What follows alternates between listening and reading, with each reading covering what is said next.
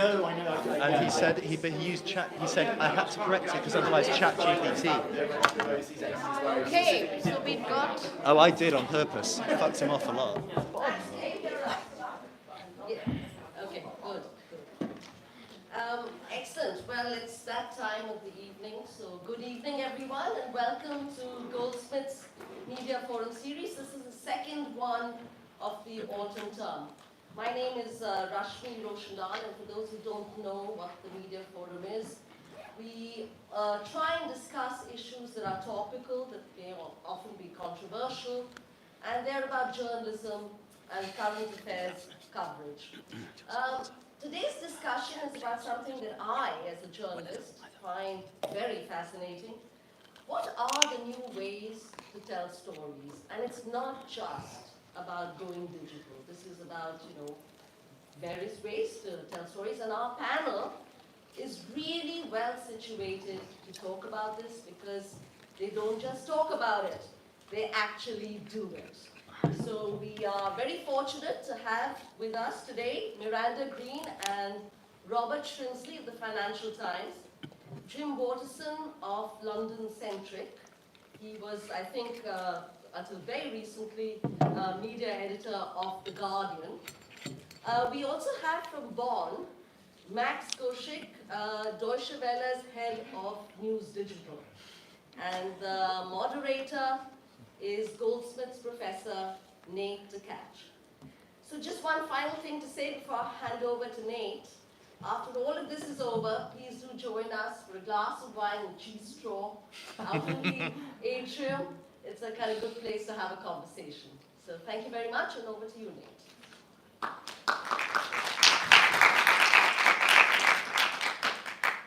Well, thanks a lot, Rashmi. And I just have to make a small corrective. You said these are the people that actually do it, but of course I don't play that role. So just want to make that very clear.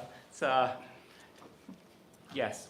So I thought we would organize this by kind of moving between each of your projects as a focus. But while we have the discussion, that we can all jump in kind of at any point in any moment to see where the discussion takes us. But I thought we would start with sketchy politics, and so of course with Robert and Miranda. Now, I'm not sure how many people here follow sketchy politics or have been watching what they've been up to. It's a kind of interesting format to describe. When I first looked at it, it struck me as something between a kind of... Be careful what you say. Between an illustrative storytelling and I want a cup of tea. Clear plan. Oh. I do apologize. All right. I've been overrun already. So a kind of illustrative storytelling and sometimes almost like Pictionary in its kind of interpretive moments where you're trying to read each other through these different scribbles on the paper, and at times, by grouping, as we'll see in a moment, these heads of political figures and other people. It reminded me of doing kind of homework with my children, making projects and kind of cut and pasting things in as a kind of collage technique. But of course, it has, by doing so, it enables a whole range of affordances for thinking about how you're presenting the news of the day. So I have a few questions, but I just wanted to begin with a very, very softball, easy one, which is just where the idea came from for doing this segment. Okay. I'll start. You might need to grab the mic. Really? Do I? I think I'm quite loud. I'm actually wondering what's wrong with that side of the room. But the very simple answer, okay, I'll use the very simple answer to how it started is that it was in the middle of the Brexit process. As Parliament was trying to take Theresa May's Brexit deal, trying to address that, and she kept running into sort of blind alleys and being blocked and obstructed. And one of our editors, Janine Gibson, who I think you worked with a number of places, anyway, said, is there some way of just explaining what could happen and what is going to happen? Because there were multiple options. People were writing about it all the time, but there was all this jargon around withdrawal agreements and other bits. I can't even remember them all now. And the European Reform Group, and what happens if this happens, and what happens if that happens. And was there some visual way through video of just showing people what the different possibilities were, and saying, this is where we are, this is what would happen if this happens, this is what would happen if that happens, and it moved on from there. Partly because Miranda is much better at drawing than I am, but it sort of evolved from there. And the fundamental of it, I think, is that Miranda and I talk to each other pretty much like we talk to each other in the video. So the conversations you see there, although obviously there's an agenda and it's slightly staged, this is sort of quite an everyday occurrence where we'll just talk to each other in the office about politics because we're both absurd politics nerds. And the key point was to try and present this in a different way, while still being really quite detailed. I don't think there's any dumbing down in this, but it's an attempt to tell it in a different way. Yes, I mean, it was definitely Janine's brilliant idea. And it was, what was funny about it was she pretty much just sent us into the studio, didn't she? So it was, I've arranged for you to have a pad of paper and some pens. Can you two go and explain what the hell is going on? And that was pretty much the brief, actually. And the first one, we do also, I must say, have an absolute genius video producer called Tom Hannon, who had worked at the BBC, came to the FT, and the FT produces quite a lot of video content, which is much more what you would think of as a normal political documentary style, sort of 20 minutes, between 10 and 25 minutes of exploring a topic. But Tom really is a brilliant editor, and a lot of it actually is in the clever way that he saves us from ourselves, makes it look more coherent, cuts in with nice jump cuts and lively use of music, zooming in on the drawings. I mean, he also is obsessed with politics, so he cares about what we're saying, but he also cares about not boring the audience. So I think we have a lot, to owe to both Janine and Tom. But I think also Robert's really right. I think why people like it is because it's a bit like eavesdropping on a conversation we would be having anyway. And so there is a sort of naturalness to it, as well as a slight amateurishness, which people seem to respond to. I think people are a bit over slick, and so the fact that we're not slick kind of appeals. I don't think there's anything slight about our amateurism. I think it's really, really deeply embedded. Yeah, great. It's interesting, when I was chatting with Rashmi just this afternoon, and I said that there is an element, there are times where it feels like almost gossipy, but not in a kind of lowbrow way, but just, where I feel like we're being made privileged to certain kind of ideas or developments that you wouldn't usually get in other kinds of formats. And then it was Rashmi who said, do you think this is a new way of doing a form of opinion, like an opinion piece, so like an op-ed, and that, I was kind of thinking about that, and it feels like somewhere between a discussion, an explanation, but also you're quite liberal with, opinions thrown in, but as you mentioned, informal. Well, we're both opinion writers, so we have a degree of license that reporters, news reporters, don't, and something shouldn't have. That we have the freedom to express views. But the other point, I think, I wouldn't compare it to an op-ed. I think it's more like an explainer done by people who have opinions.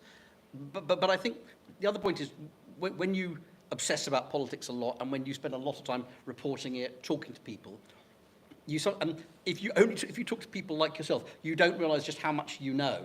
So what seems like gossip, it's just what we've picked up along the way, and actually you can pass it on to someone, and they seem to think, and they're pleased to have this insight, which you had long stopped thinking was in any way an insight, because it was just what you knew because you're around that community. Mm-hmm. So just carrying on from that, because you, in your words, you say you're both political nerds, and I was when I was looking across a few of them, it's political commentary, explanation, news, and I would say as someone who who doesn't have a British background, and I still see myself kind of on the outside, that this is still material for people who, you know, they follow politics fairly closely. But I wondered, in presenting it in this format, how, I guess the simple question is, who is this for? Like, I mean, you've got the backstory of somebody asked me to explain something, but obviously it's picked up, you know, like you've carried on with it. And so there's probably an empirical answer in terms of who, you know, who's viewing it and data and so on. But, you know, when you're creating these, do you have, you know, a certain kind of person or audience in mind? Well, the answer to do you have someone in mind? I definitely do, because I was advised, I do quite a lot of radio and TV broadcasting outside the FT as well, and I was always advised by wise producers to have someone that you think you're talking to, someone that you think you're explaining things to. And I've got a very politically astute and interested friend who I always have in my mind, but she does not work in either politics or journalism. She works in a completely different field. And I think that sort of helps. And that's obviously very far from a sort of data, you know, strategic view of what the FT thinks it's doing, letting us carry on with this experiment. I think it is quite experimental, and also sometimes it gains a large audience and sometimes it doesn't. And we're only sort of grasping really why that sometimes works. Some of the ones that have got the widest viewership have been the ones asking a really big question. You know, for example, we did one on, you know, would the whole Brexit shenanigans actually end up splitting the UK, you know, causing Scotland to leave, Ireland to reunite, all the rest of it. And I think, you know, with something like that, you can see why someone in another country who's interested in the crisis in Britain might also sort of tune in. And some of them are a bit more kind of inside the beltway, to use the Washington phrase. I don't know, Robert, do you have somebody in mind, or are you just sort of in the room thinking, when is lunch? Well, I mean, the difference is, and if you watch this, is that Miranda's a really experienced broadcaster and is really good at this, and I'm just an opinion writer with a big mouth. And so actually, Miranda is talking to people outside. I'm generally talking to you. In general, I'm responding to what you said. But I think if the audience in my own head is anybody who is interested in politics, who is prepared to sort of dive into a detailed discussion about something. One of the things that I've always resisted is attempting to categorise different media formats and say, oh, look, that's for the young, or that's for the people who are only slightly interested. I really resist that, and I resist it particularly for the FT. It's of no value to us to be like that. This has to still be, it may be irreverent, and it may be, you know, certainly when I'm drawing really bad drawings, but the core value has to be there, which is, this is the degree of journalism that we engage in. So my core is anybody who is interested and enthused by politics and wants to see people who are as enthused talking about it. Great, thanks. It might be good to have an example, because I'm not sure everybody knows. Yeah, we do have. Yeah? Yeah, if you want to. Do you have any One we prepared particular earlier. one in mind Yeah. that we could put up? And the stormy weather one was good, and that's Robert's pun. Robert's very good with puns. So. Okay, so do you want me to play it a bit? So Let's play it for like. This was a just minute. after the general election was called and Rishi Sunak had stood out in the rain. And, It was when Sunak got soaked, if you remember. Okay. One cup of tea, clear plan. Oh. Vandalism. Okay, sketchy politics. Sunak faces stormy. Like it. Stormy weather. Right, Robert, it's not November. No. But we seem to have a general election We do. on our hands. I see we're both, I've smartened up, I put a jacket on. It's Look. serious times. Look, I've today spoken to the king and he's given me a dissolution. How hard is that? How hard is it to have an umbrella? I don't know. Could even have been a Conservative umbrella, just saying. You've beat me to it, because I was going to say, rain or shine, the country has to go to the polls on July the 4th. This country is facing a stormy world and you want the party with the... Oh, no. What can we say about poor soaking Rishi Sunak? what does he have to do to change the weather? Nice. I like it. Yeah. And also, here is Keir Starmer, quite literally waiting in the wings. But like the Teletubbies baby, the sun He is like- hovering over. And Starmer, I suppose, also has a kind of balance to strike between I'm promising you sunny uplands. Yes. That gives us an God, idea. thank God that's over. Feels like so long ago already. So I have just a final question, which is really about the tone. And obviously we're in a very specific media environment, you know, with kind of polarization, with a very, you know, misinformation, disinformation, bots, and so on. It's quite a wild period for platform, news, politics, and so on. And when I think about ways that a lot of more traditional news formats do commentary, quite often you'll get representatives from, you know, different parts of the political spectrum. So there'll be someone, you know, perceived to be from like the left and the right, maybe the middle, and you move, you know, you're talking about a topic, and then people will go back and forth, and there'll be kind of a low-level antagonism perhaps, but perhaps not really getting very far because people's minds are already, you know, in established camps. And of course that's just like one thing, but within this larger environment, it strikes me that it strikes a very different kind of tone, right? Like you're obviously having a good time, it's a bit playful, and you have, you know, I wouldn't say disagreements, but, you know, sometimes you're kind of working out ideas as you go and you're bouncing things back and forth. And I was just wondering if you wanted to say something to kind of this style of commentary that is, you know, that hopes to be informed, nerdy, you know, delivering insight, but in a way that seems really quite far from a lot of the other ways that, that say, politics is done online today. So I think that's a really interesting question because, you know, those studio format debates that you describe, I've sat in the room being one of the panellists on a lot of those, particularly as politics became more polarised and bad-tempered and sort of the toxic age that I feel like we're sort of, hallelujah, kind of emerging from now. And they did become really unsatisfying because, you know, someone would take a position and then you were forced into a position, and the whole thing became far, far away from actually reaching. I'm not saying there should be sort of some mushy consensus reached, but it wasn't very good at actually uncovering what was really going on or the issues.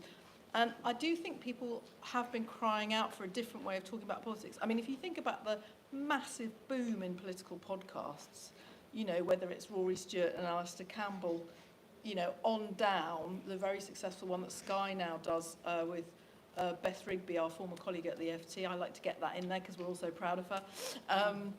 You know, there isn't a massive appetite for political content, but not delivered in this awful staged polarised debate. Oh, we've got somebody here from the left and somebody here from the right, and we better have somebody from the soggy centre, and then, you know, just search for a social clip of somebody attacking somebody else.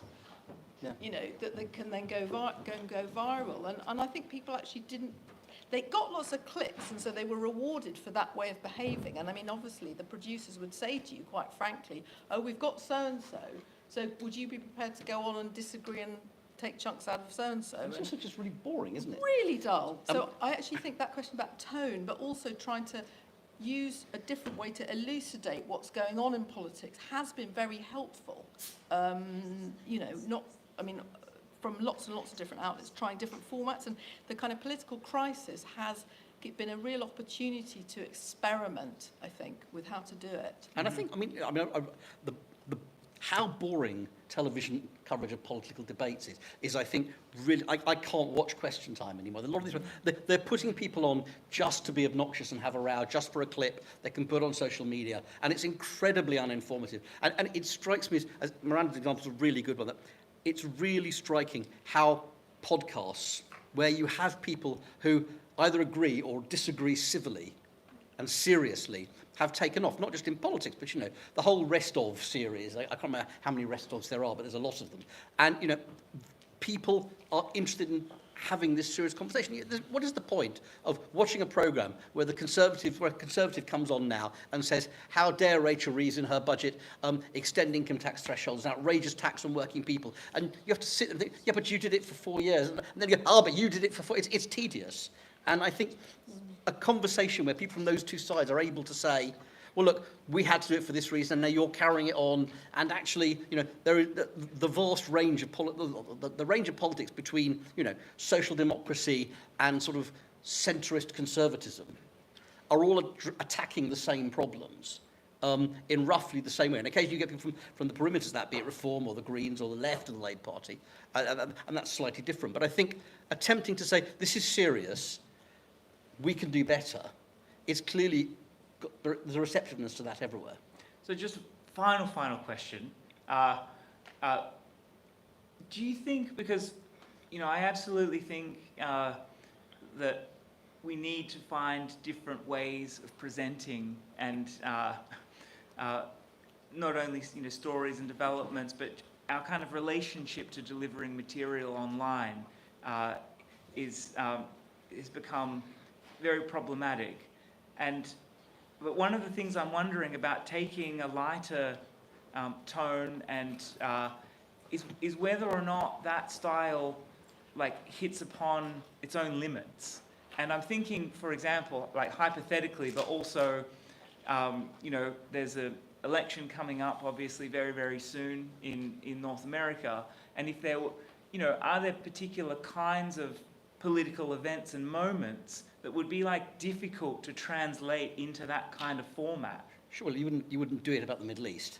I mean, it doesn't. You wouldn't do it about something where levity feels completely inappropriate. It has to be something where people are prepared to have a joke in the middle of this. There are subjects which are just too sensitive or too awful that you can't do it. But I think, if you read an old newspaper, levity is part of the mix.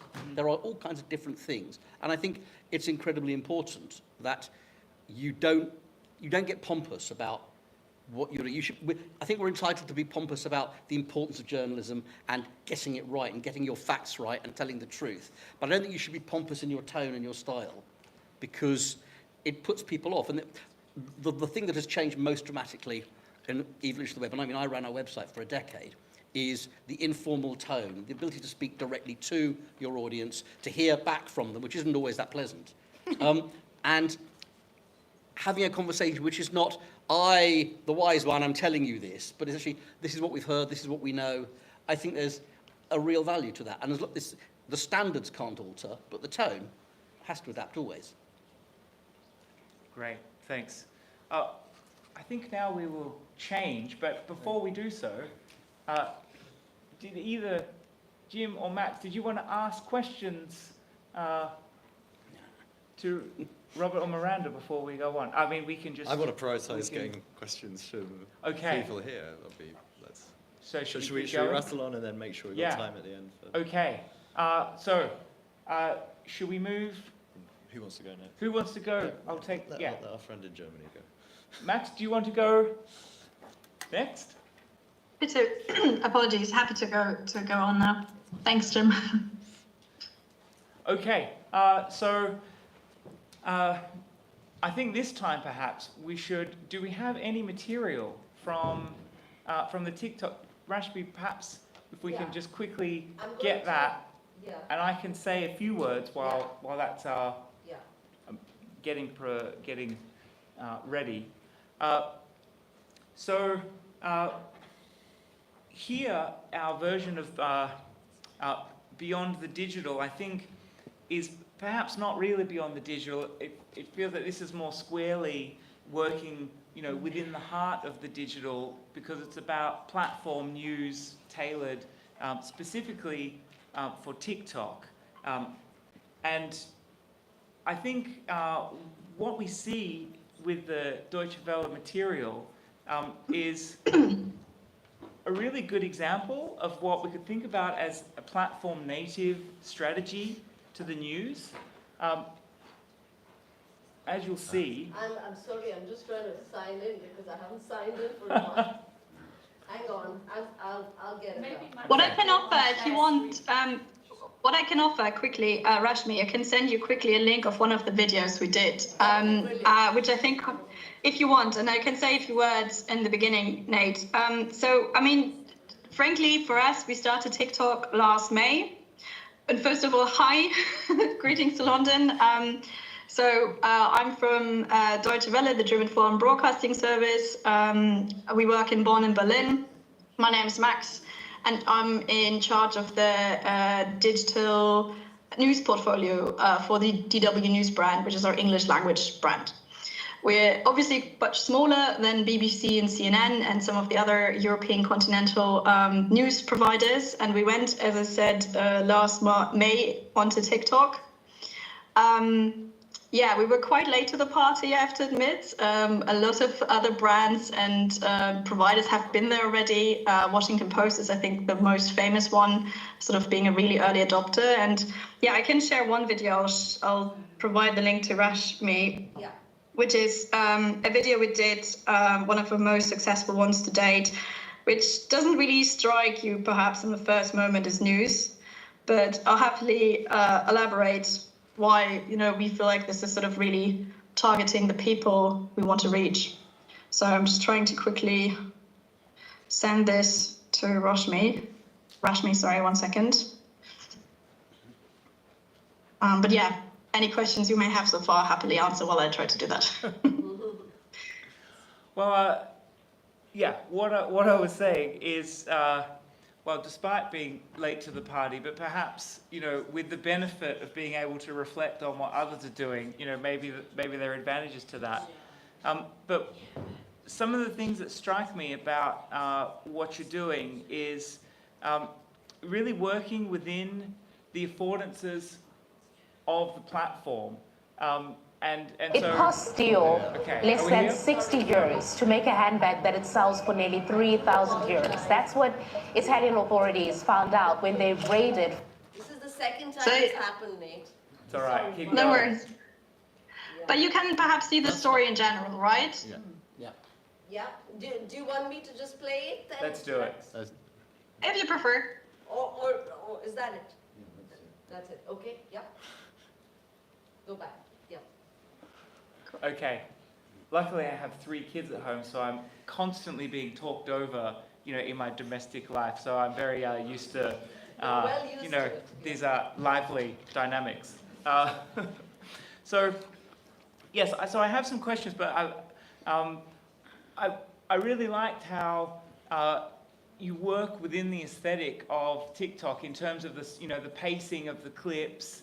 And it's something that strikes me as quite, you know, it's like obviously deliberate, and but I think it works very well. I had some specific questions, in part because I don't have a really strong knowledge of how some of this material gets made. And so specifically, I wanted to know kind of who works on this content in terms of putting it together, because it sits.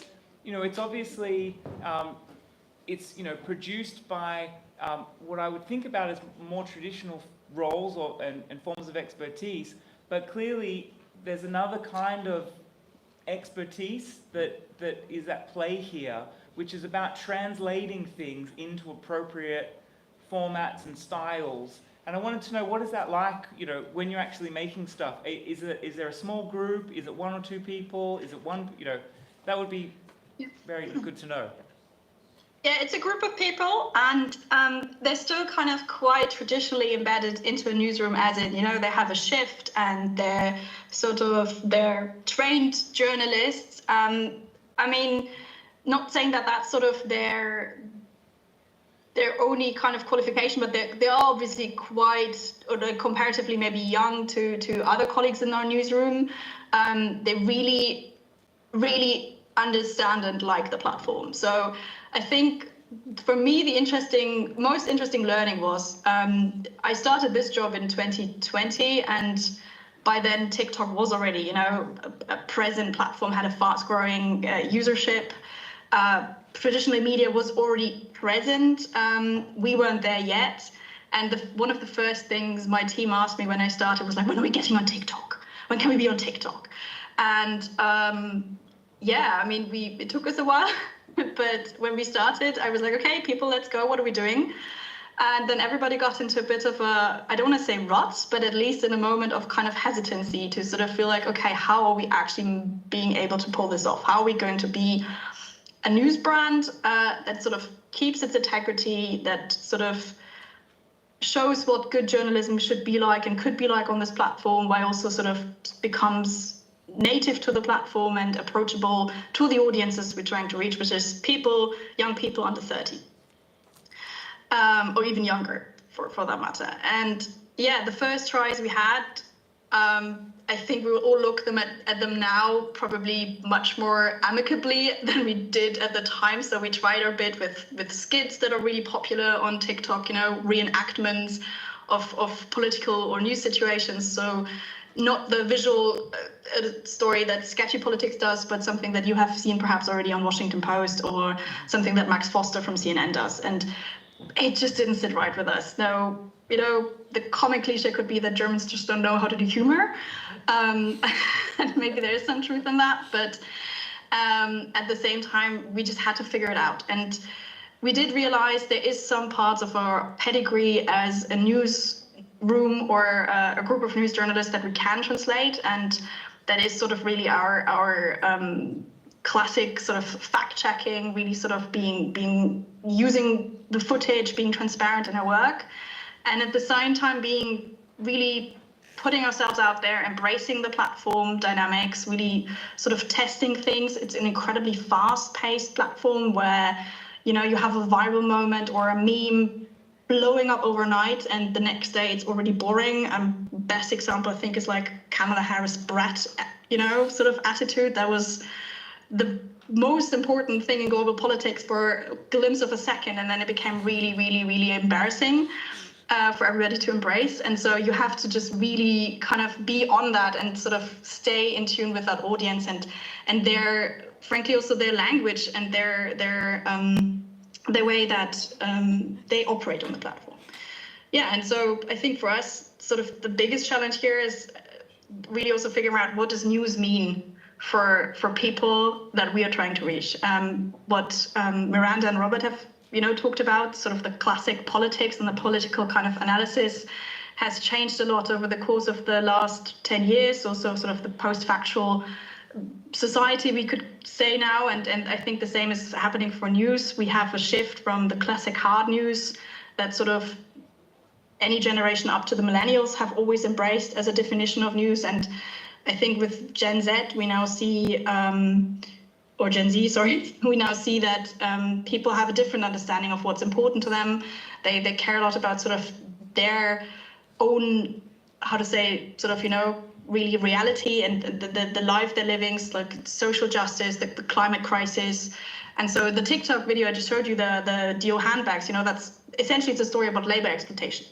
But it's told through the relevance that it has for young people who, for example, follow influencers on fashion and want to have status symbols like important handbags, and to see for them like what this means for other people across the globe, frankly also for our audiences. We're looking really trying to reach young people in Southeast Asia, in West Africa, so, you know, where also parts of this labor chain is really located. So to kind of really bridge that kind of, how to say, that chain of young people across the globe and sort of show how they're all interconnected. And they know that, they're all online, they know that the world's flat now, they kind of know where each other, you know, is. And so that's sort of really what we're trying to display and to sort of create that relevance for those people.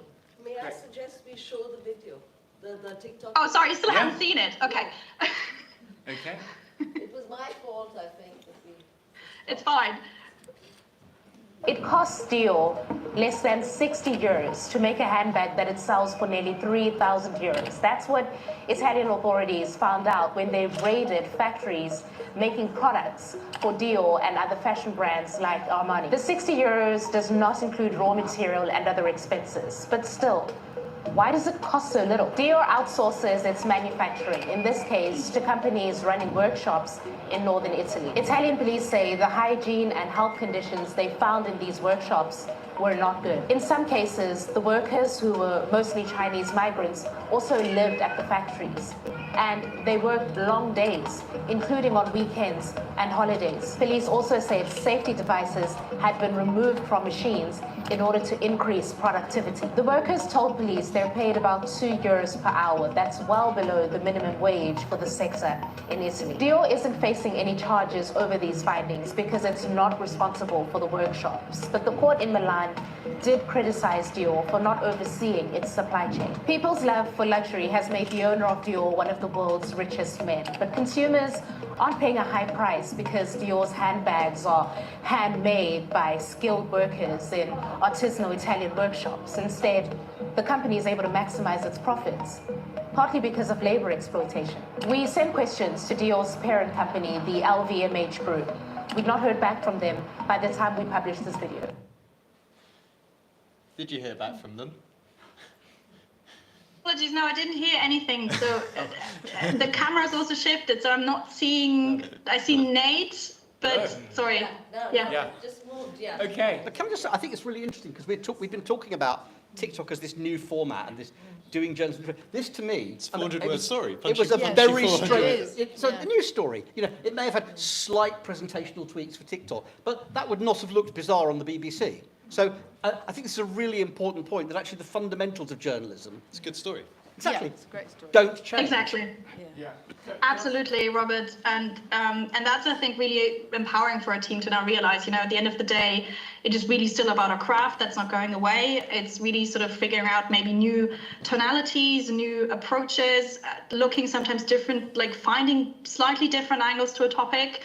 I mean, a story that was, you know, I don't want to say controversially discussed, but it raised at least one or two slightly heightened eyebrows, was, for example, when we talked about Disney Plus having this lawsuit where somebody in a Disney resort had, I think, even died from an allergic reaction, and they sued Disney as a company, and then Disney sort of said, oh, you gave up any sort of liability clauses in the terms and conditions you agreed to when you got your Disney Plus subscription. And members of the team were like, this is not a news story. And we're like, well, actually, I bet a lot of people in our audiences are Disney Plus subscribers. And so, you know, for them, that matters. If that's sort of something, how our corporate law is going to develop. And so, yeah, that's sort of something where we're still experimenting and looking. And yeah, I mean, we're also trying to look, you know, how are we going to tell the hard news stories, you know, the big conflicts Miranda and Rob were saying, you know, you can't do them with the levity, with the sort of fast-paced tonality in some forms. You have to give it the space and dignity that they deserve. But we're trying that too. And what we, for example, see there, what people really respond to is a more personal narration. So not necessarily, you know, opinionated or editorial narration, but just having it being told by somebody as if, you know, you're talking about it when you have a sincere conversation about the topic. So, do you have a question, Terry? Yeah, I have a very, very quick question. I don't want to, Max, Terry Kirby, I'm the senior lecturer here. Can you hear, Max? Can you hear? I just wanted to ask, was that treatment on TikTok a version of a separate text news?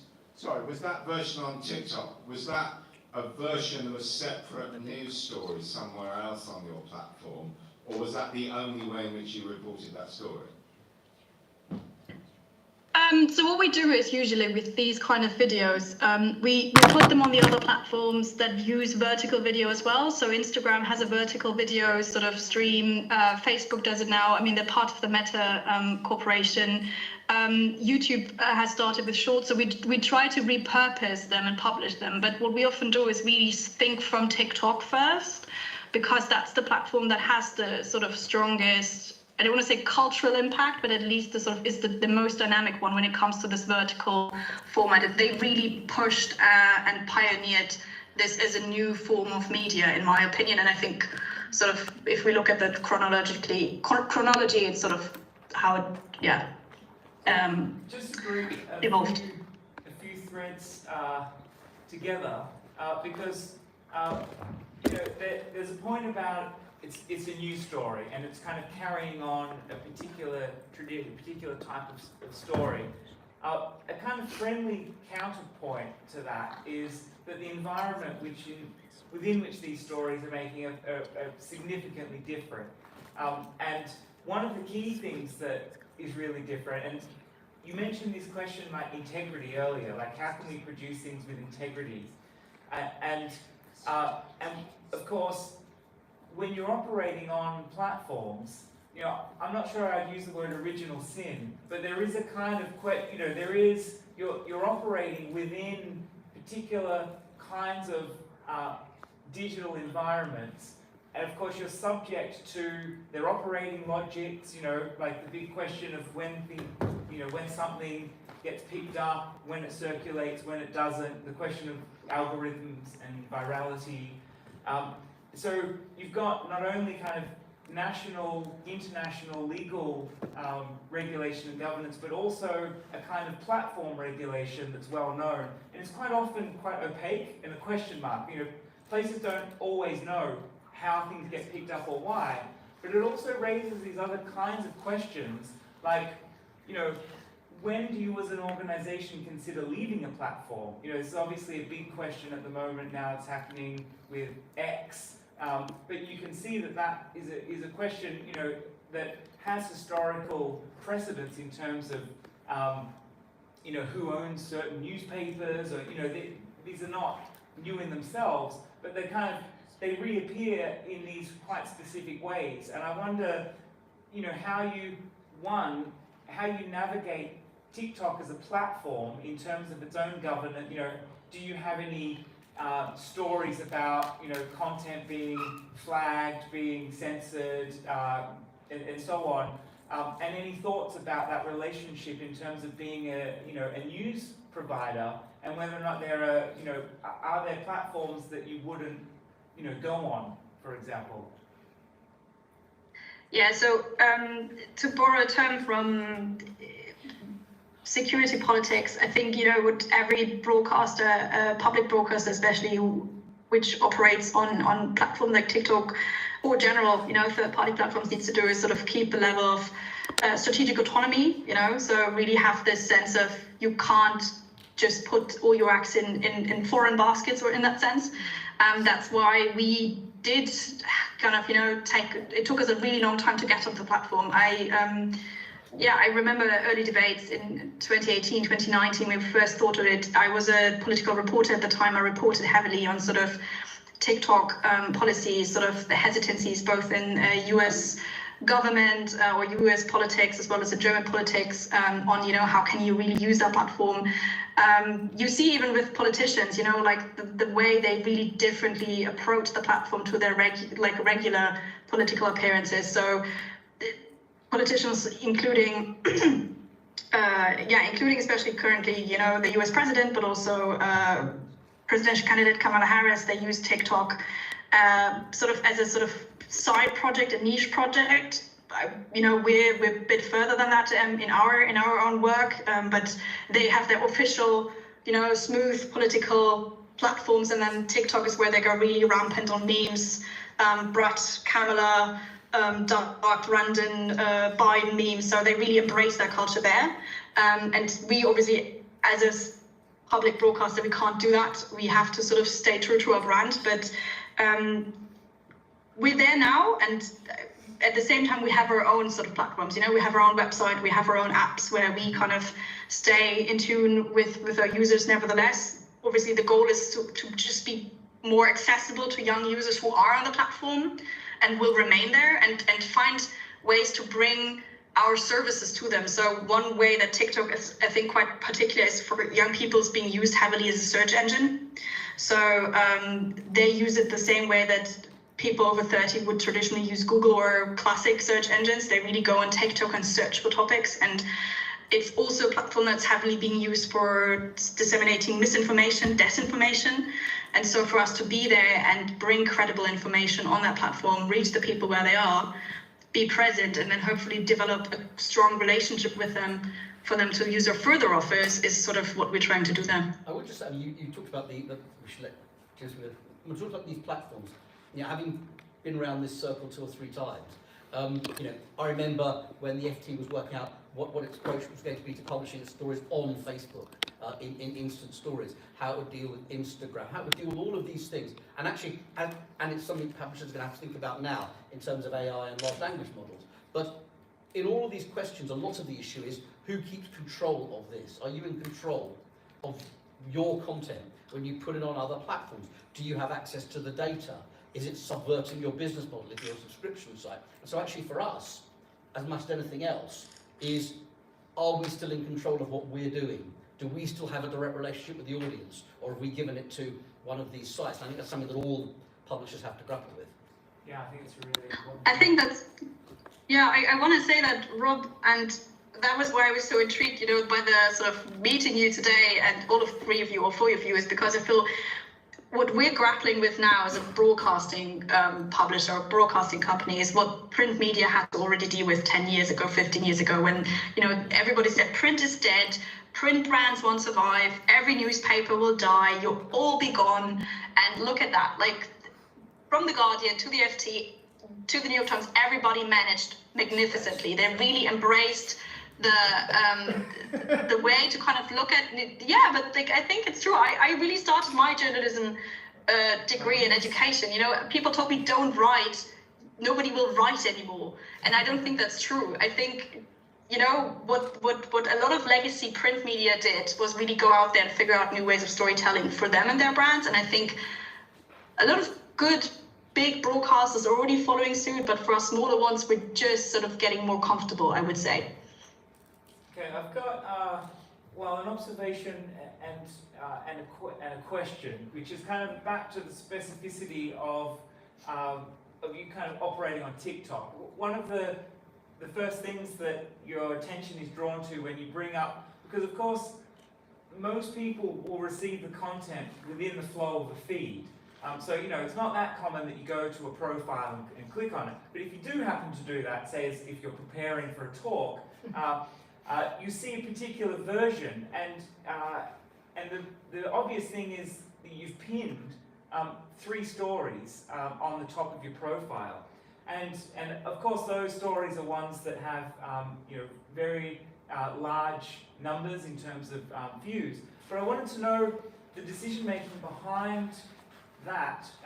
Is that an instance of following the stories that already get picked up? Is there ever an editorial moment of saying, this is the most important thing for us, we're going to pin it? Can you just say something about the strategy behind pinning? Yeah, it's a big debate in our team. You know, some people are like, oh, this is where you kind of, you know, this is where you put your pride in terms of sort of your big wins. Then is it where we put sort of our flagship stories or sort of, you know, really our mission stories? Then sometimes it's like it's the latest ones where we want to shed light on. So that, for example, on Instagram, just to give you a reference, you have this option to also highlight things and pin them. So you have sort of this two-tone way to do sort of almost topical highlights and then sort of adjacent highlights. And so, for example, what on our current profile, we have pinned a story that we all felt was really encapsulating something we thought connects again sort of with our audiences, with where we're coming from, and that's the story of the kebab subsidies. So it's a story where young people in Germany, in terms of the cost of living crisis, both on social media but even sometimes in, you know, direct confrontation, challenge the German Chancellor Olaf Scholz to sort of like subsidize kebab prices and sort of make the kebab cheaper for young people, which is a popular street food, as I think it is in the UK. And so obviously sounds like a really ridiculous story, but for us it was kind of clear to show like, okay, this is how young people approach the cost of living crisis. You know, they're not, they may not have sort of the same perspectives as 35, 45-year-olds or elderly people who really struggle, you know, because of like low pensions, etc. But it's how they can relate, and that was important for us, for example, to showcase, okay, we're here and looking at the way you're looking at these kind of stories. Mm-hmm. Yeah, great. So just to kind of round things up, and it's kind of a carry-on, but I kind of mentioned earlier that I think you can see in your content that there is a kind of a real attention to what I would think of as platform aesthetics. So you're kind of working within the style of TikTok. But one of the moments, or one of the videos where that becomes not only really obvious, but kind of turns into content itself, is when you're covering the Hurricane Milton, recently in the States. But it's actually a story about influencers kind of cashing in on the storm as a kind of, I don't know if you call it clickbait or whatever, but and so it's a moment where the story becomes also a kind of platform influencer story where the kind of these different cultural sensibilities and ways of thinking about knowledge production are kind of brought together. And I just wanted to know how deliberate your approach is to really, not only just create things that fit the style of TikTok, but to kind of participate in what you would see as a kind of, TikTok or influencer culture, in your actual content production as well. Yeah, I mean, it's the same almost, how to say, approach we have to, where we sort of try to explain the Camilla Bratt sort of phenomenon, or why we did the Dior handbags or the kebab subsidies, because these are the way these stories play out on the platform. And this is the way young people really consume these stories and perceive them as their news. So for young people, that was the way they perceived Hurricane Milton. They perceived it about this question of should you go, should you not go. It was a really for young people on TikTok. It was a story about not disinformation as for them, but the underlying story was disinformation that was spread on TikTok, and how that led to how the hurricane would play out as a potentially humanitarian crisis, with people refusing to leave because they were given information, and information was circulated deliberately on the platform that they shouldn't go. And so we try to sort of, really encapsulate that meta story of this broader extreme weather event. Yeah, great, thanks. That's interesting. It's when I was watching that video, and perhaps I didn't explain, but it features a lot of influencers who are kind of talking about whether or not they're going to go or leave, and then trying to rationalize it. And the story is about kind of people generating, subscriber or advertising revenue on the basis of this kind of, environmental crisis. But it also, in some ways, it also kind of plays into that quite a lot. So I think there are moments of ambivalence where, you're perhaps riding on that as well, and I think that's perhaps a difficult thing, and obviously it's a question that comes up in a lot of formats, is it's giving airtime to things that you know. Exactly, but I think it's the same kind of, again, journalistic instinct, you want to hold anything that is of power accountable, and you want to get as close to the truth and the facts as possible. And so in this case, it was really the story. What is being circulated on the platform? How is that affecting people's life who are really on the ground when this hurricane is striking? And so to kind of tell that story through those people who are really kind of the driving forces in this media event that was sort of around on TikTok around the hurricane, that was sort of for us important to kind of portray. I want to give you a similar example. I want to say it was definitely last year, if I'm remembering correctly. I don't know if you remember that sort of moment, but there was a clip going viral on social media, including TikTok, on an Italian woman going around cities shouting "Attenzione pickpockets." She was kind of making a point about pickpocketing being rampant in those cities, and we did a story is this also part of racial profiling? Is this sort of a question of open racism happening? Is she targeting people kind of color here? And so we try to really kind of dig deeper on that viral story, obviously kind of embracing that story itself, but really trying to figure out, okay, what is happening behind it? How can we keep that moment accountable? Yeah, thanks a lot, Max. I think we will now turn from attention to a kind of global platform and an attempt to kind of participate in very much, as you described it, a kind of global chain of younger users.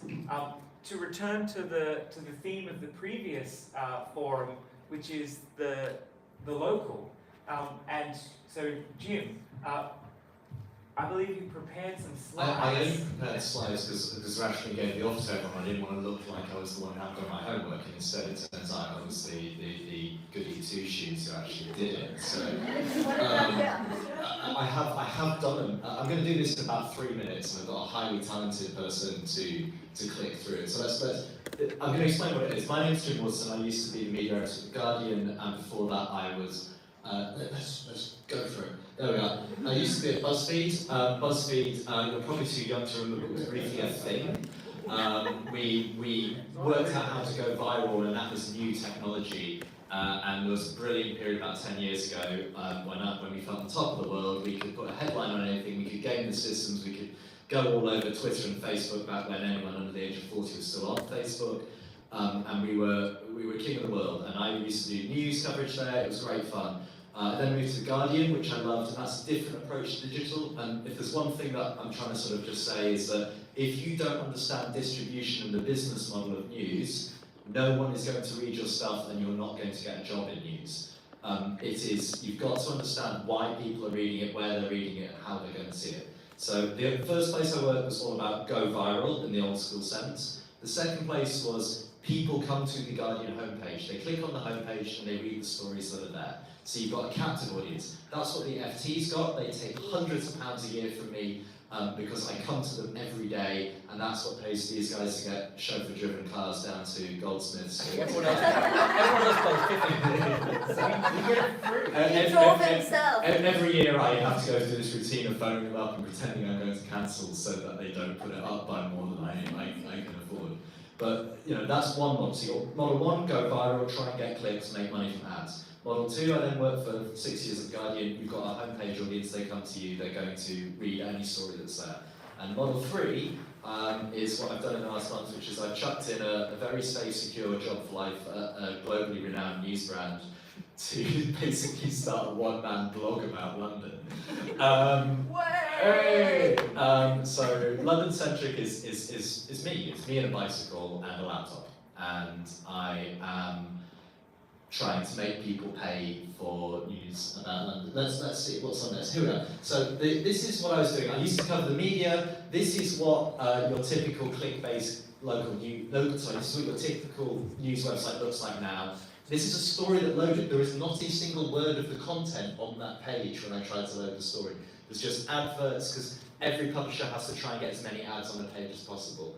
And if we go to the next one, what local news looks like is following that model to the end. So you've got everyone writing about what's on sale in Aldi, in the hope that when you Google that, you see those 3 links at the top and you click on one of them. So they're completely abandoning the purpose of the local news outlet because that's all that's left.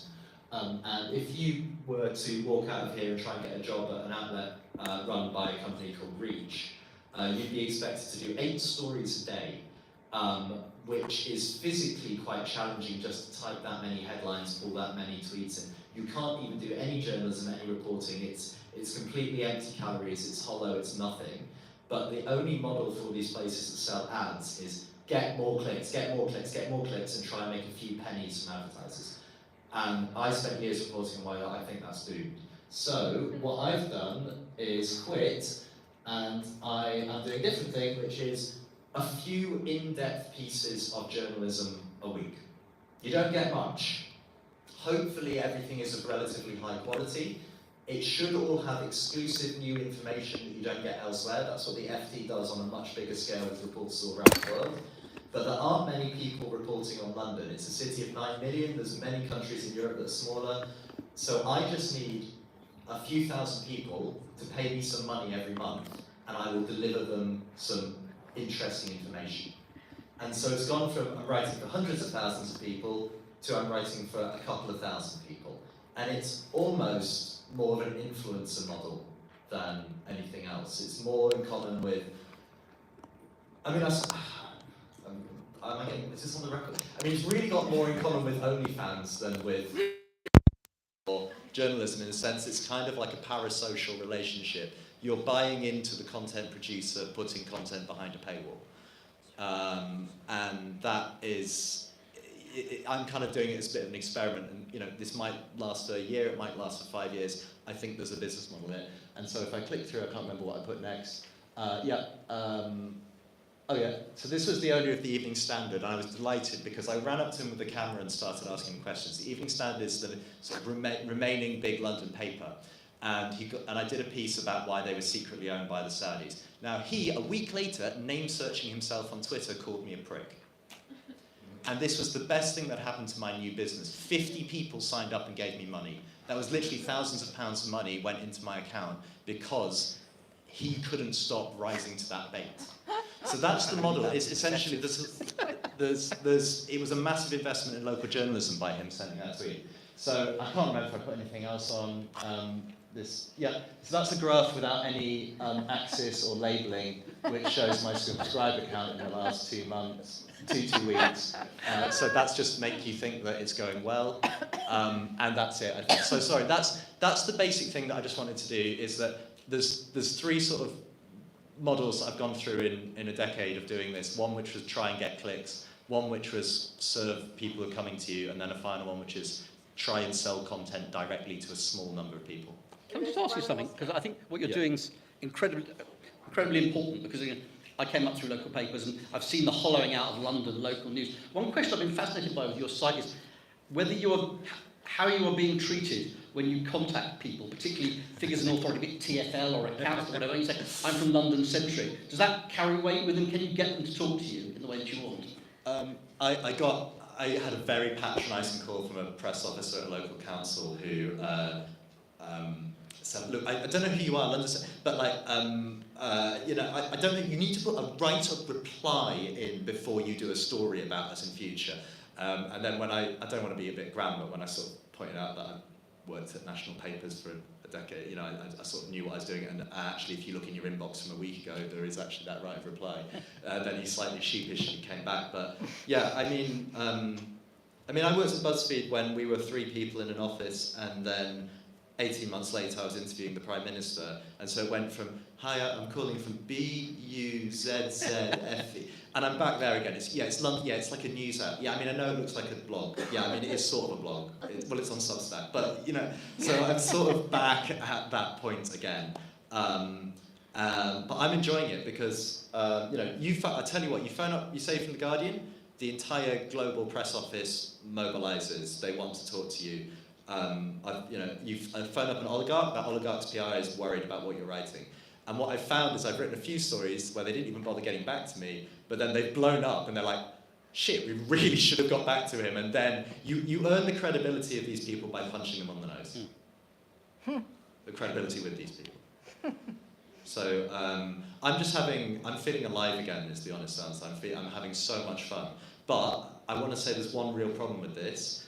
I had over a decade built up by being trained and paid for by legacy outlets and learning from some brilliant people, including Janine, who clearly comes up with the ideas for all 3 of us, and gave, I learned all this within an environment that trained me up and then also let me build a social media following.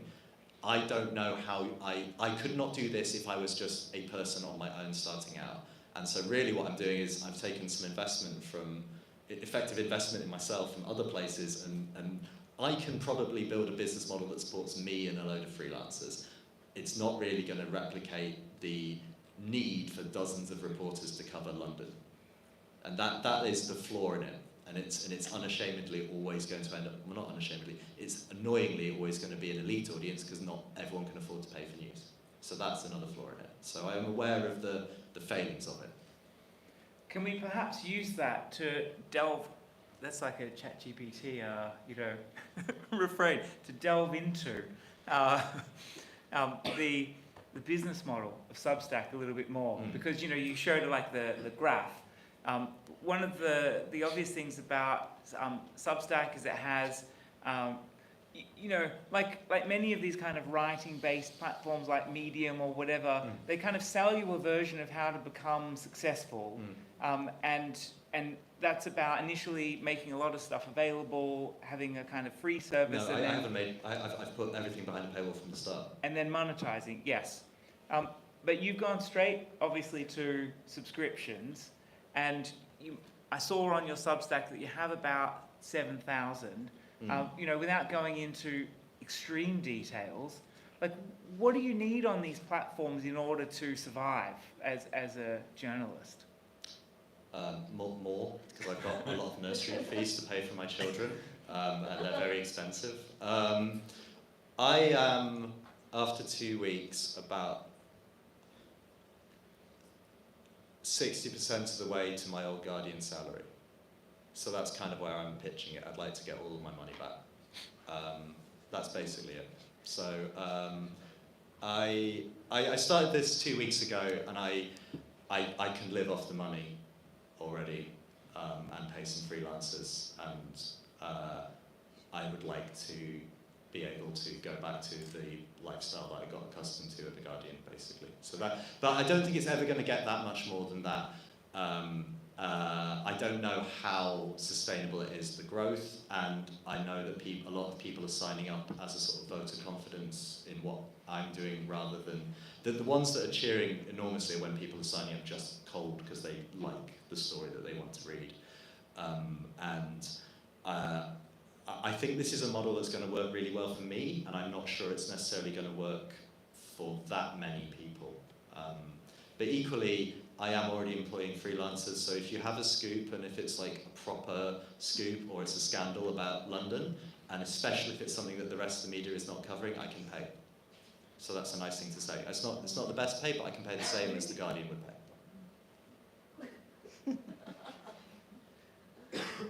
We'll hold questions for but so I don't know like I'm not on Substack, but can you say something about the platform cut? Like, do they get an element of the subscription, or how do they extract value from you operating on their platform? They charge 10%, which is too much. So they're brilliant for starting out, and then as I've got going, I've already become annoyed by how much money I'm handing over to them for basically hosting services and processing some credit card fees. But I have found them very easy to deal with, very supporting, and you get quite a lot of new readers from other places on Substack supporting you.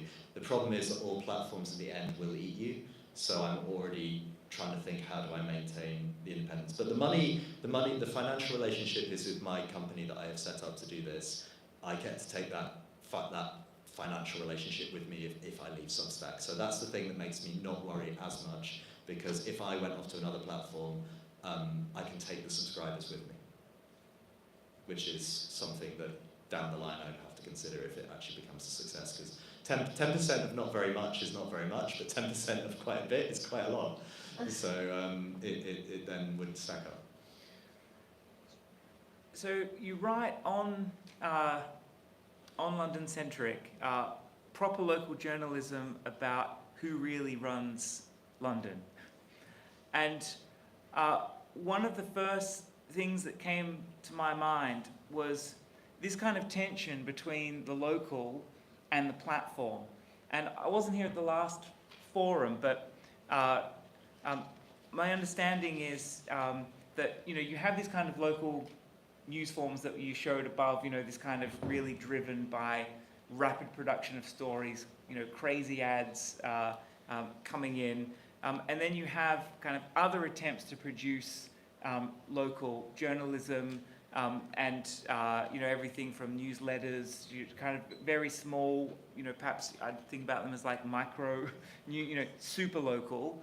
But what I'm thinking about is there a tension between wanting to do something local but doing it on something like Substack, where you've got, obviously, there aren't any rules or constraints about who your audience is or who your readers are going to be, but there is, Substack is a particular kind of platform with its own, like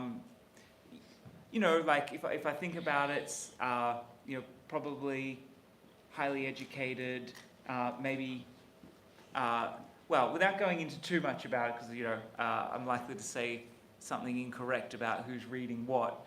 Have you thought about that when you were choosing where to go to set up? I just wanted somewhere that would allow me to charge people, really. That was the main priority. I just wanted to know that there was a business model there.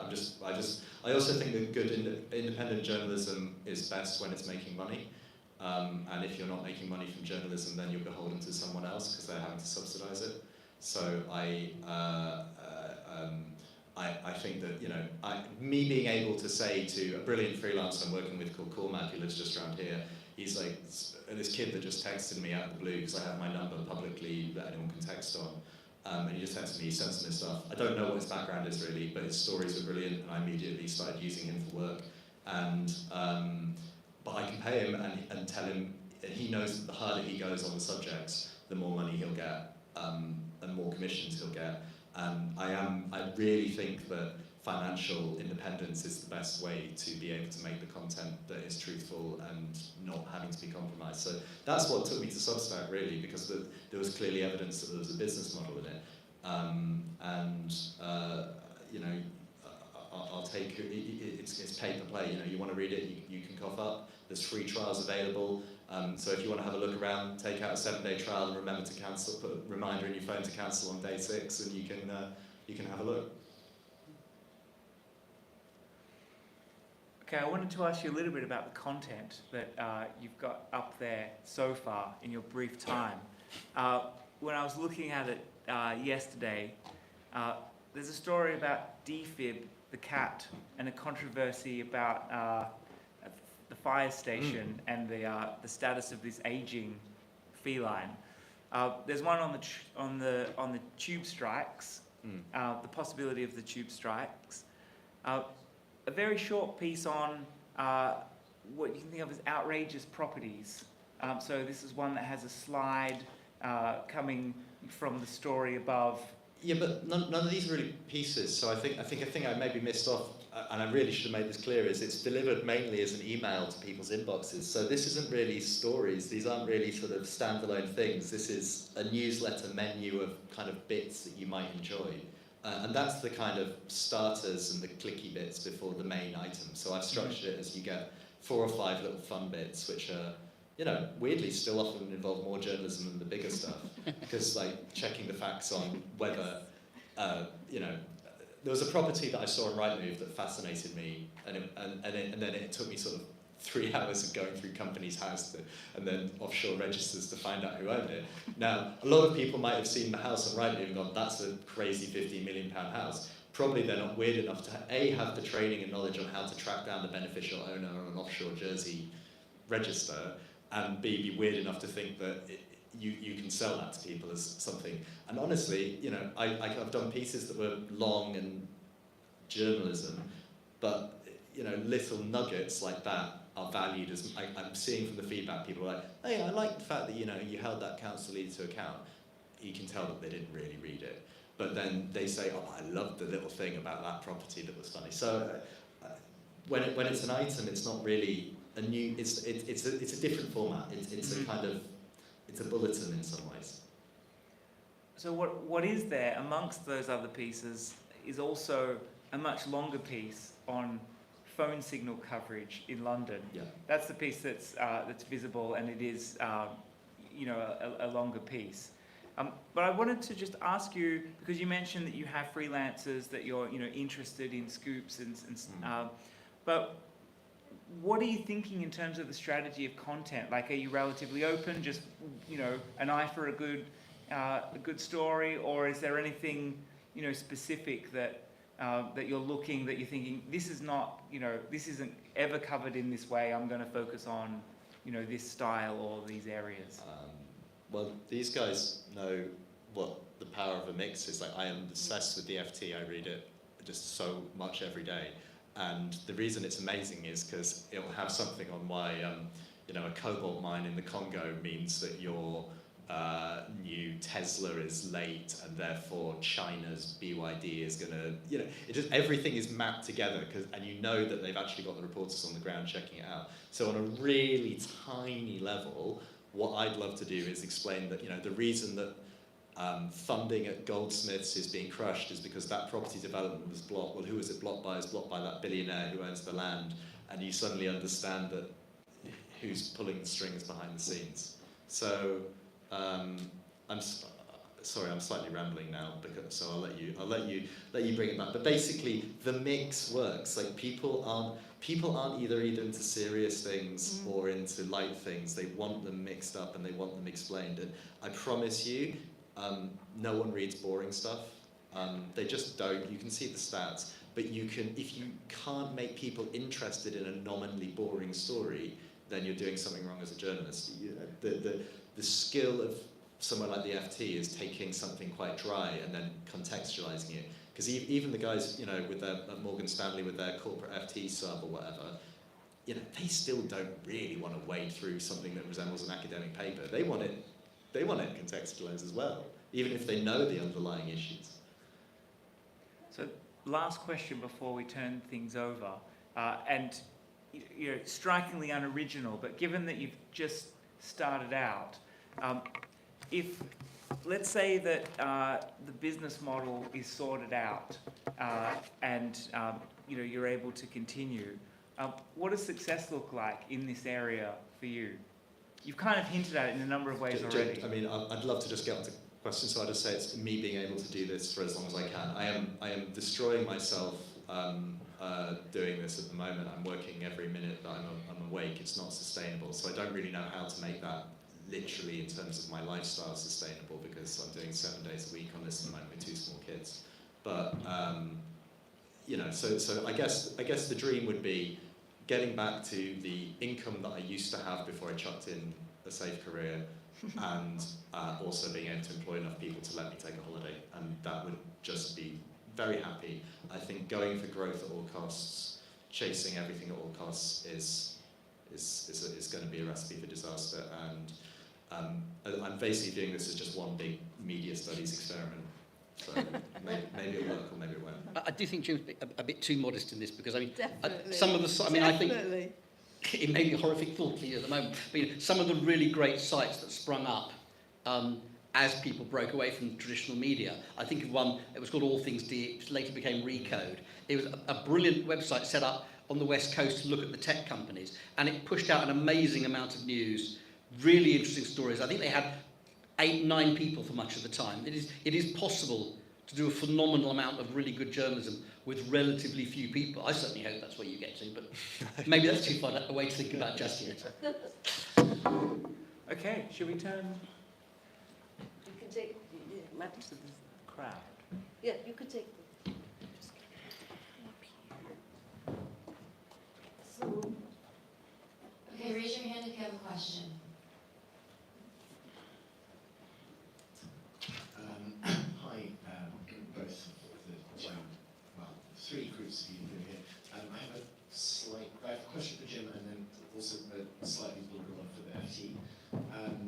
Jim, I was wondering how you see your London Centric as a product within the kind of general trend towards slow news, because you're obviously not the first London Substack. There's London Spy as well, and then I think there's also obviously media have just expanded to the US and the UK with I guess what seems like quite a similar model of less news but more in depth. So I just wonder how you see London Centric within that general trend for slow news, and I guess also, like, do you think that there's a big enough market there that you can all be within that market, or do you think that there's going to be a kind of a fight to death where one of them is going to win out over the other ones? And for the FT, I kind of want to, I wonder how you see, one of the things that we've discussed in class in the last few weeks is that there's less and less people who are interested in news in general, and I wonder whether the FT sees your readership as quite a small elite group of people that you have to appeal to, or whether you're trying to appeal to a wider group of people.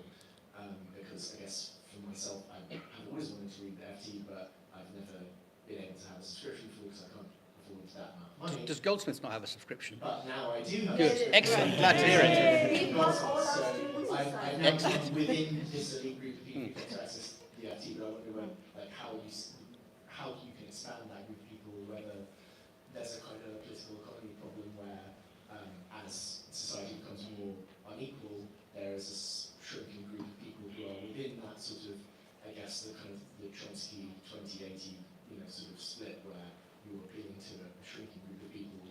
Do you think you can expand that group of people, I guess, is the question. Well, very quickly in terms of there's London Spy, which I think has some excellent contributions from someone in the audience who might have just asked the question, and other Substacks in London, and newsletters and models launching soon. If London can't sustain a dozen journalists on new titles, then something's going very wrong. People who tend to pay for news will pay for multiple outlets. Maybe there will be a fight to the death, but my hope is actually we have a sort of staged fake wrestling style fight where actually all that happens is we get a load of attention on the fact that we're all doing this. So I'm actually, I think maybe some contrived sniping would be very good for business, so we might need to sort of make that happen. I'll let the FT ask them. Who's going to be the heel in this? I don't actually know wrestling. I just so who's the is villain. Is that the winner? Okay, the villain. Okay, I'll play that. That's good. Well, can we go first? Yeah, I can tell you what I think about your question in the FT audience and this question about elites from a very personal journalistic point of view, but I'll leave it up to Robert to do the kind of FT strategy because he's much higher up the food chain than I am. But I feel very strongly because my subject matter is politics, that this mix of things that we do with different levels of access is really important. It's not, so therefore, it's not really the same as our kind of business content or stuff about global finance or the rest of it. But I think as we're doing politics, the fact that all of our video and audio content is not behind the paywall, for me personally, that makes it much more satisfying.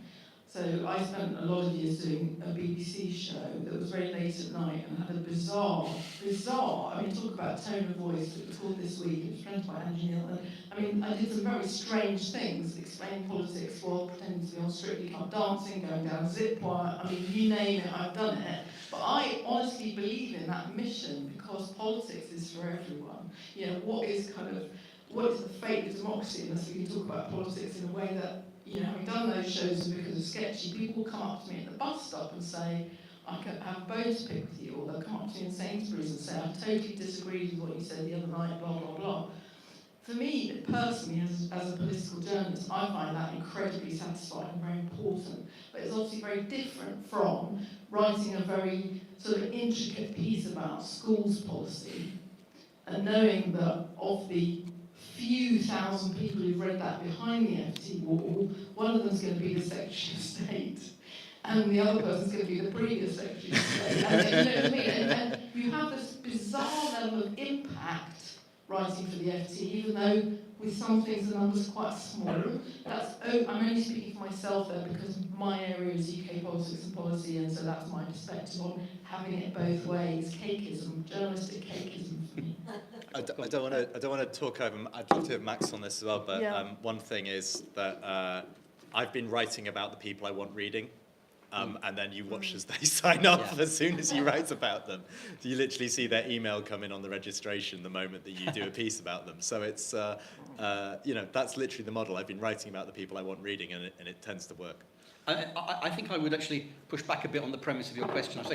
I'm so old, I've been in journalism so long, that I can remember I had a decade at the Daily Telegraph when it was still a newspaper, and it was, I remember we used to have, because I was one of the younger members of staff, we used to have these meetings where we said, what can we do about getting young readers? We don't have enough young readers. Telegraph readers tend to arrive in their mid-30s, and they had a house and the kids, and they were those kind of people. And it was a big panic issue, and then actually looked at the data and turned out, actually had lots of young readers, but they came because of the sport. So what can we do to get more young readers? And the upshot was apparently put more pictures of Elizabeth Hurley in the paper, and this would attract young readers. So I think there is this pastiche of younger readers that people have, whereas actually I don't know if the percentages have changed disadvantageously at all. In fact, I think younger audiences are more engaged, more interested in politics, feel more of a stake in things, and are more receptive to getting serious news. The question is, how do you reach them, and how you go after them? One of the things that when an organisation like the FT, which is primarily a paid-for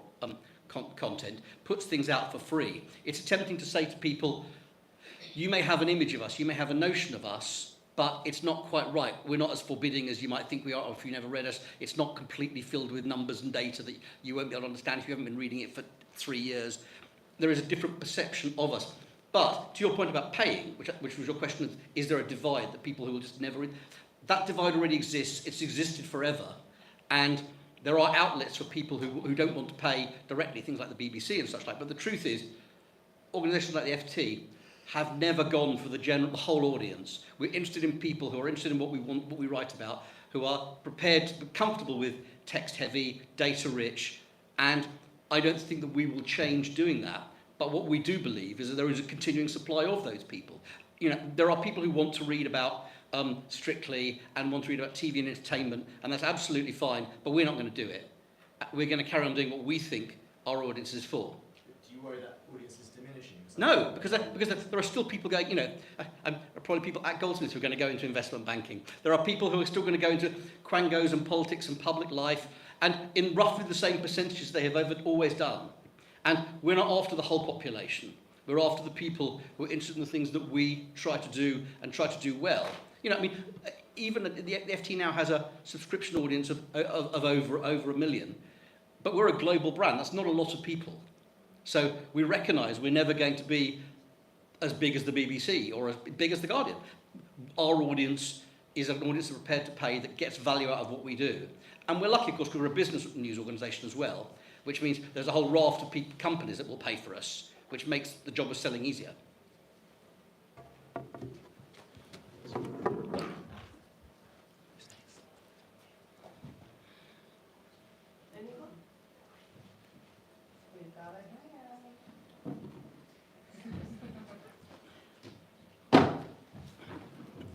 Hi, so this is a question addressed to all the panel. So in terms of young journalists, how do you feel that young journalists can get young readers to start reading news that is pertinent and following up from what you said?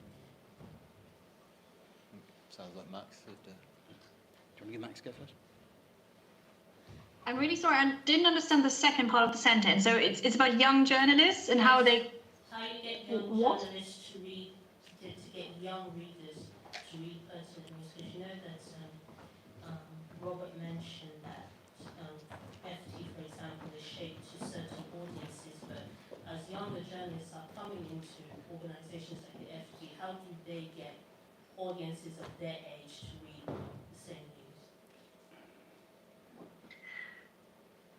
news? I mean,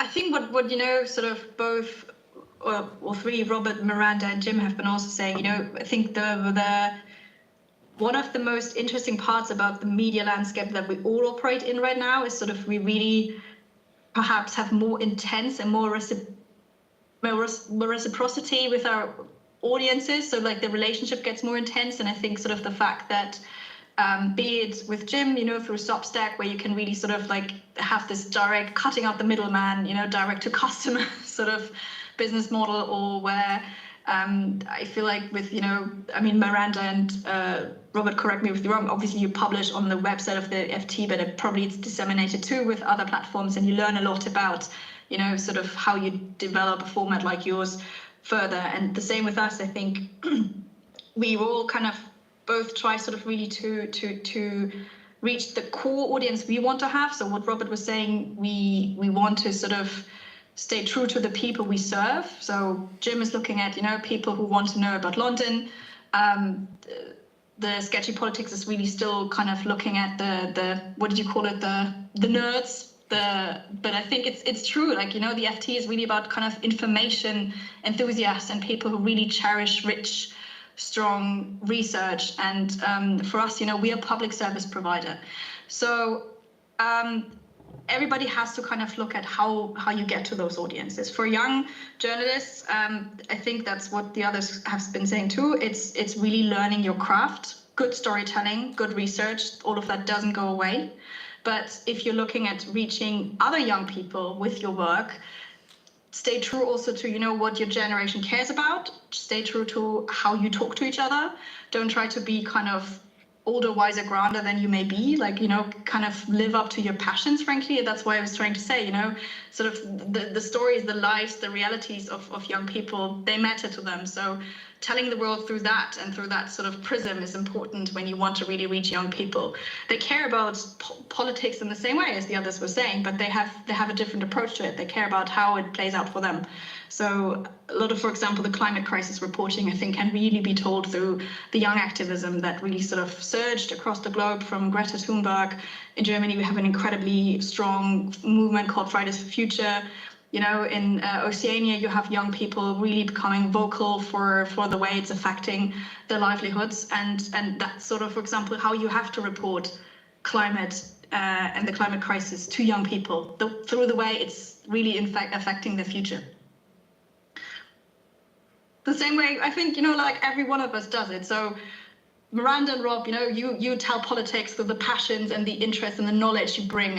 When you talked about it earlier, how easy it comes to you. I think that was so clear when you watched the videos, because it's just too incredibly clever, knowing people about the British sort of political system, really dissecting it and bringing a playful character to it. And the same way what Jim was saying, you're really aware of what it means to be in London and sort of how the media landscape has changed there, and you're sort of trying to use your expertise and your understanding of the current industry and landscape to sort of cater to those people who don't have that media anymore there.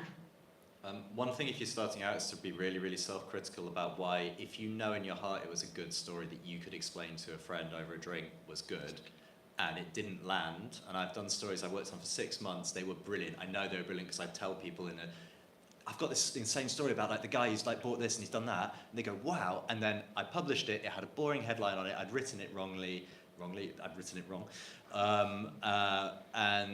and it just didn't land. And that's my fault. That was but that doesn't mean I couldn't have done it better next time. So just be really self-critical. And another one is in terms of just get the format right. Yes. So a slide I forgot I put it on there, but who knows UB1, UB2, the Instagram account? It's basically, it's like the New York Times of West London. If you go to Hounslow, it's got every viral clip of stuff going on. I don't know about this. It's got 750,000 followers, and it has every bit of video of weird stuff going on in West London that you've ever seen. It hit pay dirt when it got a video of some police running over a cow, which the Home Secretary then retweeted. And in some ways, they're doing on-the-ground reporting. They're just not doing it in any format that we'd recognise as news, but they've got a business, they're providing their audience with new information, and they are kind of doing the service, but it lives entirely on Instagram. So part of it is going is the issue that you can't make people click on a link on a website? Well, yeah, maybe you can't, but maybe, I don't know whether people are scrolling Insta or Weibo or whatever, you need to just get it in the feed where people are, and hope that there's a business model that can sustain you doing that, because you can produce amazing content, but no one might see it. I do also think, sorry, go on you first. No, go. I think you've got to create different habits, because one of the things is, again, when my career was starting, you only required one decision a day from somebody: buy a newspaper, probably on their way to work. That was the only decision I required of you, and then buy one again tomorrow. And it didn't even care how much you did. Now people are making decisions every few seconds, and the decisions are a total competition, not just news, but all the other things that you can do online. So the question is, how can you interrupt? How can you create new habits? It's not an especially original thought, but we've got a brilliant colleague called Stephen Bush, who writes a really good newsletter every day. And it's very much in our space in terms of detail on politics, very informative politics. There's also a chunk in it where he talks about what he did last night, what cultural event. The guy never seems to be in his house. No, none of us understand how he does it, And it's just creating, with serious content, also a connection with his audience. And You know, one of the most important things in the media at the moment are BBC News alerts. Now, that's not fantastically new media, but it is about how you capture people's attention. So I think young, old, middle-aged, it's a mistake to try and segment people too much. I think they're wildly different species. But finding new ways to create habits, that's really important. That's really wise advice, I think. I just wanted to say something which some people may find slightly depressing, so I apologise in advance if it comes across like that. But I do think also that there is a difference in our industry between people who are seen as the stars and people making the whole thing happen. So it's a bit like, you know, the people on Strictly and then the vast production staff that make Strictly happen every Saturday night. And you do sort of need to work out where your own ambitions lie, because you can have a brilliant career in the news media making it happen every day. And it's one of the great, I mean, a newsroom is the most exciting place in the world, probably. And just being in it is incredible. You know, we're all tragic adrenaline addicts because it's so much fun every day. It has its downsides, but you know. But you know, you can have a brilliant career just being part of that. I think if you want to be a Jim, for example, because he has been opening with us tonight, you know, if you're thinking about turning yourself into a kind of rising star of the entire media sort of landscape, firmament, I should say, to make metaphor work, then you're trying to play a slightly different game. And then it is to do with, I think, being very clever about these new formats and riding a new technology as it becomes available to you, making those connections with an audience who will then follow you throughout your career. Whatever platform, you know, turns out to be the new TikTok in 20 years' time, or even 10 years or 5 years' time, you know. So I think you kind of need to know what you want the rewards of your career in journalism to be. And then, really, you know, for example, you know, our colleague Stephen, who Robert's already mentioned, you know, he's clearly a star of, you know, the younger generation of journalism, young to me. You know, and then that sort of mix that you produce in terms of all these different formats that are now available for all the same traditional skill set of storytelling and communicating and doing the reporting. You know, you can make something of it that's spectacular or just a very satisfying career. I did want to say on that point, if you permit me, Nate. Please. Stephen Bush, he is great at stand-up, and he came to an event, he did a media forum event here called Stand Up for Journalism last year. So, yeah, he's multifaceted, clearly. But it is about offering something of, I mean, you know, we've got, I'm picking up our colleagues because I know them best, but we've got another colleague called John Byrne-Murdoch, who's also fairly young. He's built up an enormous audience for himself, a huge profile, particularly during the COVID crisis, where he was just really hot on the data of COVID. And there is an enormous appetite out there for people who can offer something new, offer some value, something you didn't know. There's an awful lot of journalism which is just telling people things they sort of knew, half knew, would have known if they'd cared. If you've got someone if you have a capacity to home in on something and say, I'm going to focus on this, you can build an audience, you can build support because people think you're offering them something of value. Okay, should we draw things to a close? We can do it super quick. We can do it super quick. My question is for you, Matt. So both London Centric and the LT, their system is like... Oh, you have to speak into the mic, she won't be able to hear. Okay, sure. Maddie.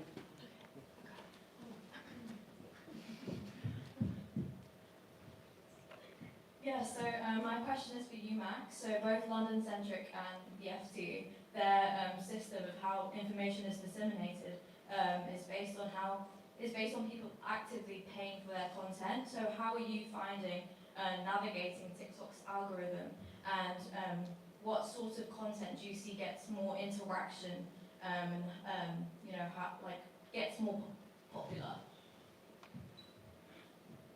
I'm really sorry, I'm having trouble. I don't know if it's the different mics are sort of like, it seems more tricky to hear. I'm so sorry. Do you want to come here and speak? We hear you definitely. I'm really sorry, I don't want to cause any inconvenience. If I speak loudly. She won't be able to hear you. No, it's more the speed, because some words getting cut out. So maybe just quickly, slowly, maybe we reach the right rhythm with the the technology cutouts. Can you hear me now? Yeah. Yeah. So London Centric and FT, based on their engagement is based on people actively paying for their content. So how are you navigating TikTok's algorithm? What have you found that people engage with more? Yeah, I mean, as Nate was also saying, TikTok's algorithm is famously opaque. You all may know it's sort of the parent company is a Chinese media company. American political system has been trying really desperately to kind of get any more insights. It's a contentious issue in itself. So we don't have any sort of particular insights that I don't think are public knowledge anyway. And we try to sort of not ride too hard on any sort of virality and general sort of algorithmic tendencies. I mean, what we try to really do is sort of see the sort of news service as a core mission.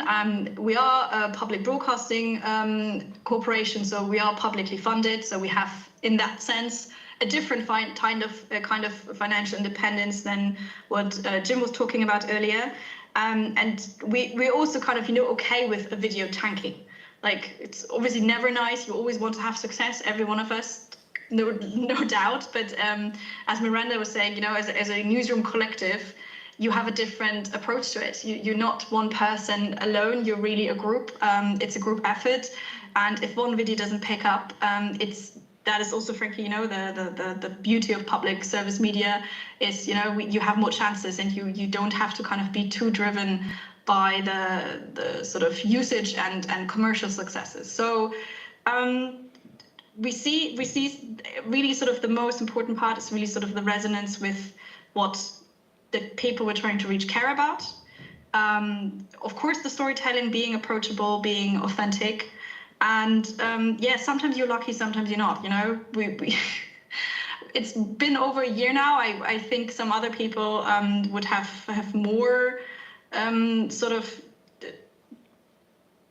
clearer kind of ideas but then also the algorithm changes sometimes so often, And I think, so one interesting part I find in terms of navigating TikTok specifically is there's a lot of sort of dynamic on the algorithm that's called shadow banning. So you won't really know that you're actually being kind of, sort of driven down by the algorithm, because there's a lot of criticism, controversy towards TikTok about not promoting topics that they think are too controversial or not aligned with parts of what the company thinks is good. So there was, in early years, there was a lot of talk about sort of disability, identity politics being shadow banned. Obviously, there's certain words you not meant to be using due to the netiquette of the platform. So, for example, words like death, killed, are being trigger the sort of kind of community rules, and that's impossible for us not to use. When we talk about war and conflict, you have to talk about death, you have to talk about people killed, casualties. So you cannot ignore those words, you cannot euphemize them, and that's something we willingness, that kind of sort of deficit in reach that we have when we report on these stories, because we're being sort of driven down by the algorithm, is something we willingly embrace because we think it's important to cover that story. Well, I think that's a great insight to finish on. And I'd just like to very much thank all of our speakers tonight. So Max, Miranda, Robert, Jim, thanks so much for coming. And also, Rashmi, thanks so much for organising this. Thank you, Nate. Thanks a lot for coming. Thank you. So we now have a reception. Yes.